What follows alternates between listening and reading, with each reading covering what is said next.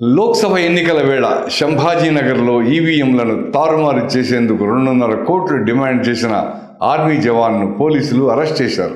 ఈవీఎంలను తారుమారు చేసేందుకు శివసేన యూబీటీ నాయకుడు అంబాదాస్ దాన్వే నుండి 2.5 కోట్లు డిమాండ్ చేసిన ఆర్మీ జవాన్ను మహారాష్ట్రలోని ఛత్రపతి సంభాజీనగర్లో పోలీసులు అరెస్ట్ చేశారు.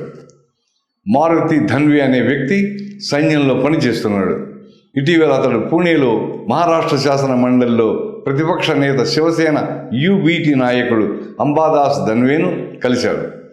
నిర్దిష్ట అభ్యర్థికి ఎక్కువ ఓట్లు వచ్చేలా చిప్ను ఉపయోగించి ఈవీఎంను మారుస్తానని, అందుకు తనకు డబ్బులు ఇవ్వాలని డిమాండ్ చేశాడు. దీంతో ధన్వే అతడి గురించి పోలీసులకు సమాచారం ఇచ్చాడు. దీంతో పోలీసులు ఆధారాలతో సహా పట్టుకున్నారు.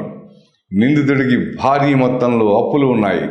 వాటిని తీర్చేందుకు ఇలా అడ్డదారిలో మోసాలకు పాల్పడేందుకు యత్నించాడు. అతనిని అరెస్ట్ చేసి దర్యాప్తు చేస్తున్నాం అన్నారు పోలీసులు. కాగా ఇటీవల ఈవీఎంలపై అనేక సందేహాలు వ్యక్తం అవుతున్న నేపథ్యంలో ఇది వెలుగు చూడడం ప్రాధాన్యం సంతరించుకుంది.